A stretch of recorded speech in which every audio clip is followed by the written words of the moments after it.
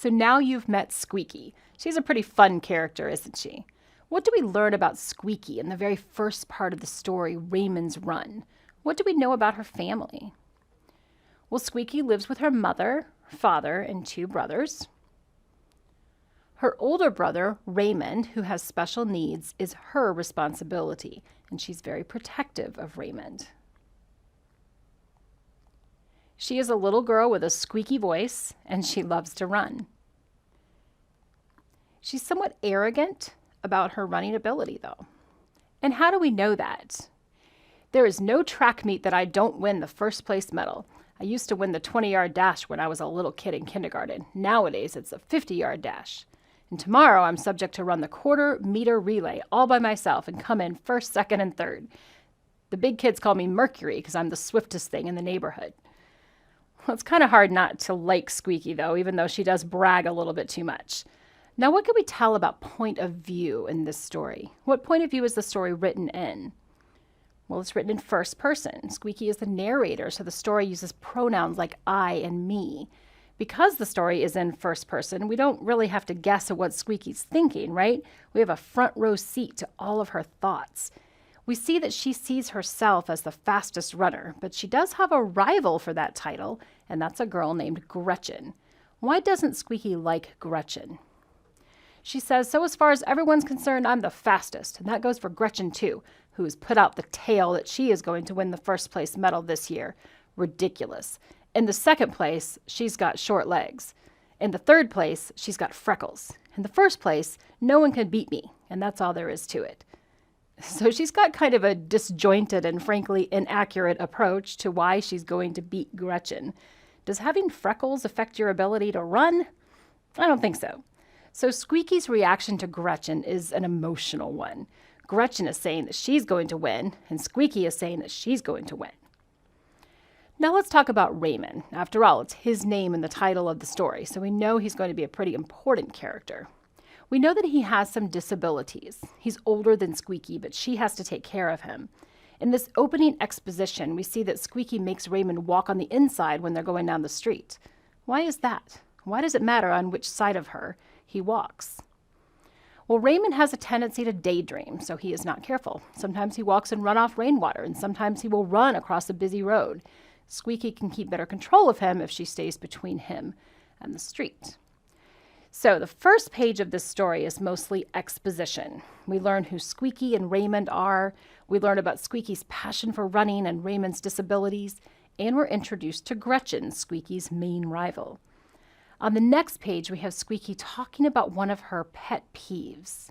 She says, now some people like to act like things come easy to them, won't let on that they practice. Not me.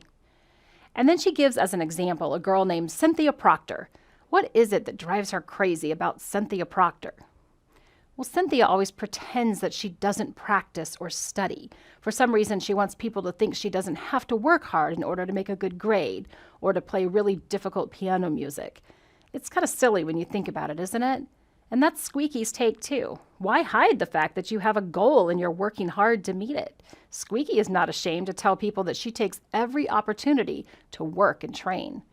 I stay up all night studying the words for the spelling bee, and you could see me any time of day practicing running. I never walk if I can trot, and shame on Raymond if he can't keep up.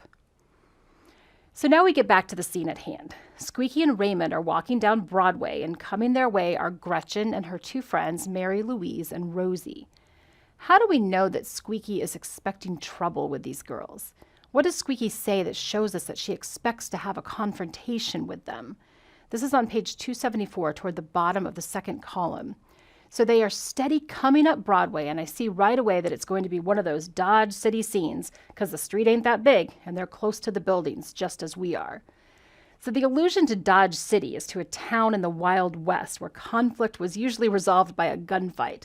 So she's obviously exaggerating, but she is anticipating a conflict. Why? What is her personal conflict with each of these girls? Well, Gretchen has challenged Squeaky's ability to win a race. Mary Louise does not hang out with Squeaky anymore, and she talks badly about her. And then Rosie treats Raymond unkindly. And sure enough, there is a confrontation, but it's just words, and everyone moves on. So this race that Squeaky is determined to win is on May Day. That's May 1st, and some communities have festivals and special events on May Day. Squeaky doesn't get there early, though, because she doesn't like all the frivolous activities that are taking place for the May Day festival, and the track meet is late in the day. She's especially critical of the maypole dancing, but we learned from Squeaky's words that her mother would actually like her to participate in that part of the day. The biggest thing on the program is the maypole dancing, which I can do without, thank you, even if my mother thinks it's a shame I don't take part and act like a girl for a change. You'd think my mother'd be grateful not to have to make me a white organdy dress with a big satin sash and buy me new white baby doll shoes that can't be taken out of the box till the big day. You'd think she'd be glad her daughter ain't out there prancing around a maypole, getting the new clothes all dirty and sweaty and trying to act like a fairy or a flower or whatever you're supposed to be when you should be trying to be yourself, whatever that is, which is, as far as I'm concerned, a poor black girl who really can't afford to buy shoes and a new dress you only wear once in a lifetime because it won't fit next year. So Squeaky and her mother don't exactly see eye to eye on some things, but there may be some exaggeration on Squeaky's part here as well. Her mother certainly isn't trying to force her to do the maypole dancing. She doesn't seem to be opposed to Squeaky's running in the race instead. So we would not really identify Squeaky's relationship with her mother as any true conflict in this story. She just basically says, "My mother would like me to act a little more like a lady." So the race is almost underway. Mr. Pearson is introduced as the one who pins the numbers on. So he's the one who is running the race. And what does he suggest to Squeaky? "Well, Hazel Elizabeth Deborah Parker, going to give someone else a break this year?" I squint at him real hard to see if he is seriously thinking I should lose the race on purpose just to give someone else a break. "Only 6 girls running this time," he continues, shaking his head sadly like it's my fault all of New York didn't turn out in sneakers. "That new girl should give you a run for your money." He looks around the park for Gretchen like a periscope in a submarine movie. "Wouldn't it be a nice gesture if you were to, So he's suggesting that maybe Squeaky should let the new girl win.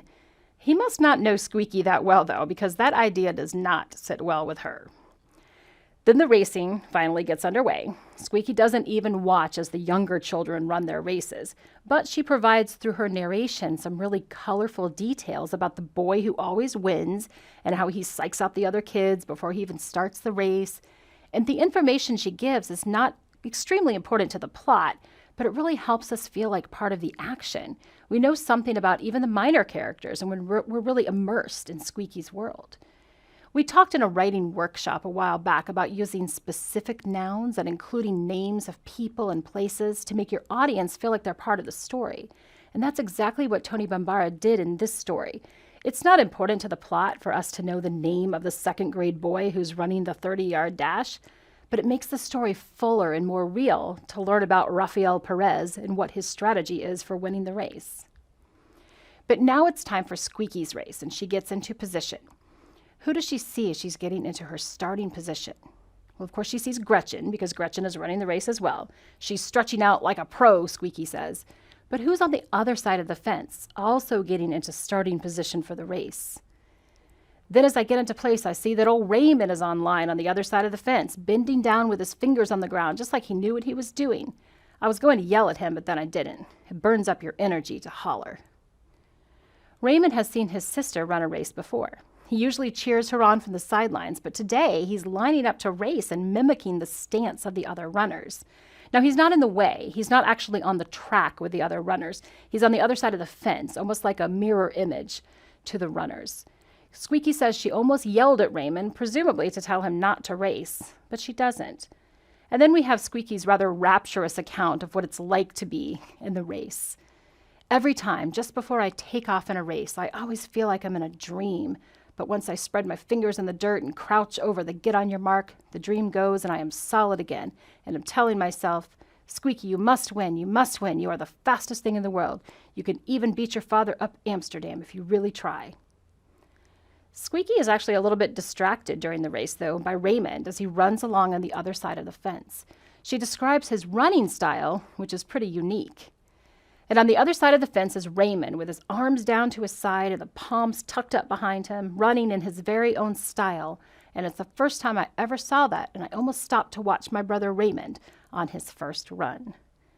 So the way Squeaky describes her brother's style is not too hard to visualize if you pay attention to her description, but your book also contains an illustration to help you get that picture in your head.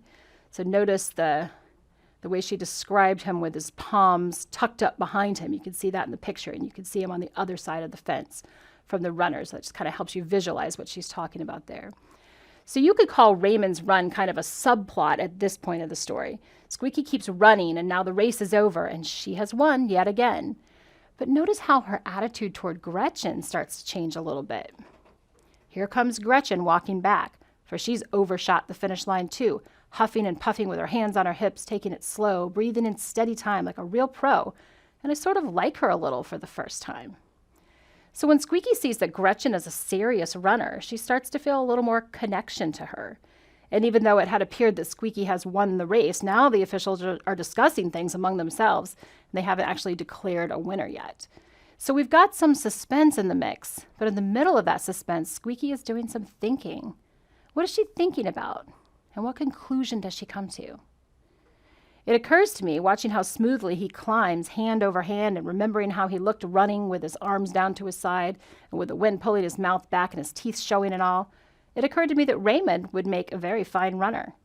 Doesn't he always keep up with me on my trots? And he surely knows how to breathe in counts of 7 because he's always doing it at the dinner table. So Squeaky kind of realizes that all along she's been training Raymond as a runner because he's had to keep up with her. And so even though this race, which is so important to Squeaky, hasn't yet been decided, she's happy with any outcome because she now has a new plan to turn Raymond into a running champion. And then finally the results are announced. And who's the winner? Well, Squeaky pulls it out again and is the winner of the 50-yard dash. But the race has changed the relationship between Squeaky and Gretchen. And she nods to congratulate me, and then she smiles, and I smile. We stand there with this big smile of respect between us. Now let's talk about characterization. First, we have Raymond. Is he a flat or round character? We're going to call Raymond a flat character. He doesn't experience any real changes in his relationships or his actions. He just is who he is. Now, you could argue that he showed change because he started racing on his own and he hadn't done that before. But from a character development standpoint, we're not given any motivation for this action. We see that he does things like use the curb as a tightrope and slosh in puddles even though he's getting his feet wet. So he's already impulsive and does things without any clear motivation for them. And running the race really isn't that different from one of the impulsive actions he might take while walking down the street. Now, what about Gretchen? Well, we would also probably identify her as a flat character. We do see somewhat into the conflict and relationship between Gretchen and Squeaky, but we don't see Gretchen doing or thinking anything really differently. Now, at the end, there is the suggestion that they might be friends with that smile, but that's really more change for Squeaky than for Gretchen. Plus, because of the point of view the story is written in, we don't have access to Gretchen's thoughts, so we can't really see her as a round character. But then we come to Squeaky, and we would definitely call Squeaky a round character. So it really shouldn't be surprising that a narrator of a first-person story would be a round character. For one, we do have access to all of her thoughts, so we see her changing attitudes and opinions in real time. Squeaky starts off being pretty self-centered, but by the end she takes the focus off herself at least somewhat and considers that it would be good for Raymond to have something that he could be proud of. Now, the overall theme of our unit is transformation, of course, and this story illustrates a transformation in Squeaky's life. The reader can trace Squeaky's thought process to see a transformation from selfishness to unselfishness in a desire to help her brother succeed. She is motivated by her love for him. And that transformation in Squeaky can help us answer our big question, what causes me to change my focus? Well, a change in thinking can cause a change in focus. Because Squeaky took her eyes off her own accomplishments, she was able to focus more on what might be good for Raymond. Well, this story provides a good example of someone who is transformed by changing her thought processes, and of course her motivation for doing so is love.